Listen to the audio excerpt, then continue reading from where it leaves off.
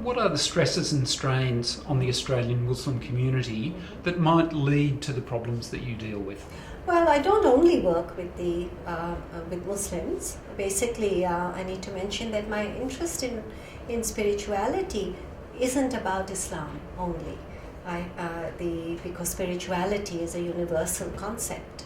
It is, if you want me to define spirituality, spirituality is to do with finding meaning. It's to do with connectedness. This is what the actual definition is. It's about something more than ourselves. And so people are spiritual but not necessarily religious, right? And people can be religious, may not be spiritual. So it works both ways. So my community really is the client that walks in through the door. And who that is anywhere from a 2-year-old who's throwing tantrums to a person who's about to die of a very serious medical illness. Just to deal, I suppose, with the positive elements of religion and spirituality first. Yes. So how can, and you mentioned there that you, with people, you work with their religious beliefs and try and incorporate that into their therapy. Yes. But how can spirituality and religion enhance psychological and physical well-being? Sure. There's good evidence. The gentleman from America, his name is Koenig, and he's done many reviews. Not only him, there are many other people. So the concept of religiosity and spirituality is well studied in the psychological literature. And we know from research studies that it is a protective factor. So spirituality and religiosity, meaning beliefs and practices that we have, protect us against, say, depression, anxiety. It improves quality of life. It helps people manage stress. Right? Religiosity and spirituality has also been studied in physical health benefits. So, for example, people with cancer, people with Alzheimer's disease, people with chronic heart disease. Some of that relationship in the literature, in the evidence, and the research is weaker. Some of it is stronger. So, say, for example, in depression, it is fairly strong, where people who are religious believe in a higher power. Right? So they have a sense of hope, for example. They pray. People who are depressed might have thoughts of harming themselves. Suicidal thoughts are a common part of depression. And people who are religious, whose faith forbid taking of one's own life, when I ask them, so what would stop you from killing yourself? They clearly say, it's my religion. God won't be happy with me. So these are some of those factors where we know for a fact that there is a lot of evidence that says that it is really very beneficial, both in mental health benefits and physical health benefits. On the other hand, there are types of religion or experience in a religious context, for example, with fundamentalism or with a very narrow religious view, that can work against psychological well-being. But can you talk a bit about that and how do you deal with that? Yes, sure. So in the psychological literature, which looks at spirituality and religiosity, the distinction is made.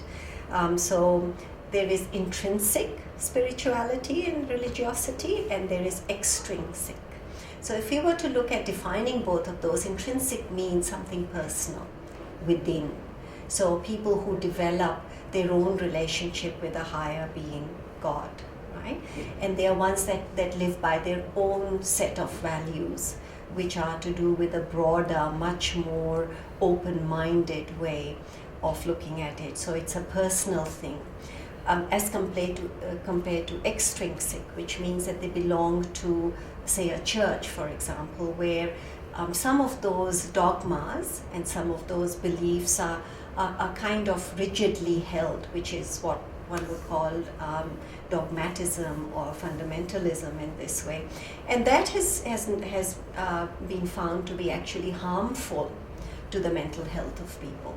And one of those examples that I can give is, and this is an example that I see in my work with people who belong to a particular church, is that, say, for example, divorce is allowed in some religions and divorce is not allowed in other religions.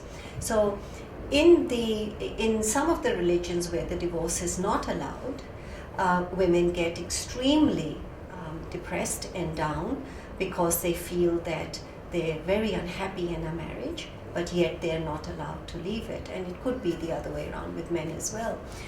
Even in religions where divorce is perfectly allowed, for example, in Islam, divorce is allowed. But because Muslims are a very diverse, culturally diverse community, this is something that is important to make this distinction. It is from Indonesia to Africa to Italy to America, and it is the culture which actually imposes some of that dogmatism onto the religiosity. So it becomes a little bit adulterated.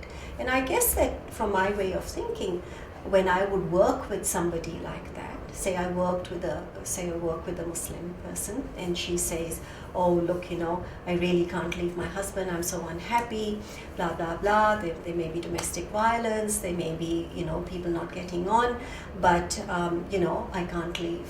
And then if I feel that she is a religious person, then I will listen to her, and then I will say, well, tell me some of your reasons why you might think of doing that, and where is this belief coming from? So we sort of try and get the person to really understand the basis of where this belief is coming from that is keeping her stuck in a relationship. And once we are able to explore that, and she's clear that her religion allows her to do that, in fact, women in Islam, there are many things about Islam that emancipates women in terms of the rights that it gives women, which even the Muslim women themselves are not familiar with because they're ignorant about.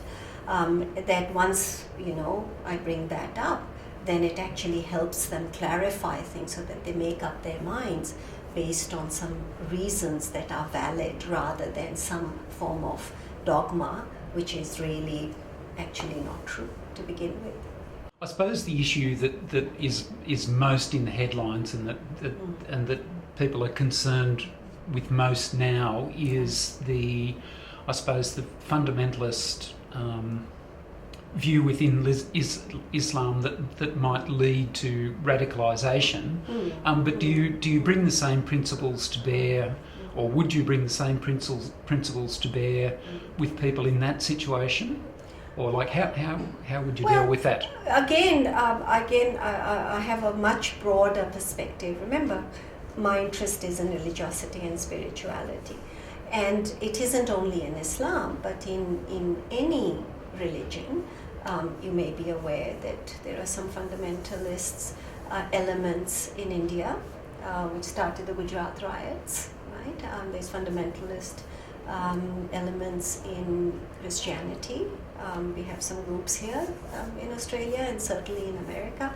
So if you're talking about the concept of fundamentalism and about radicalization, it's a cross-cultural, cross-religious factor, right? How we address it as a psychologist is basically to help people to examine their way of thinking. Every form of radicalization and fundamentalism is to do with rigidity in the way people think, right?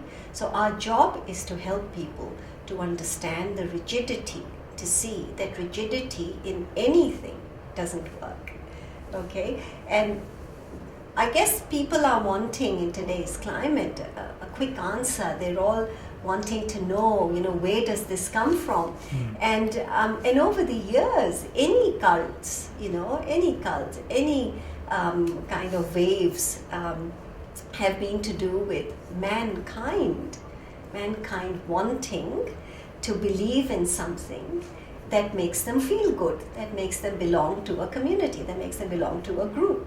If you were to look at the same rigidity and fundamentalism, as you would call it, in a small group of schoolyard children, right?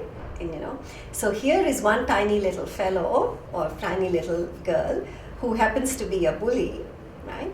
And stands up, and before you know it, wow, look at that. And any person with a bit of self-esteem problems are going to gravitate towards that because of the power. And then when that bully starts to behave in ways to undermine other people, then people join. So, there are many psychological factors that are considered when we look at what goes on in a person's mind. Why do they stand up? Why do they do the kinds of things they do? Thoughts cause feelings, which cause actions. Everything begins in the mind.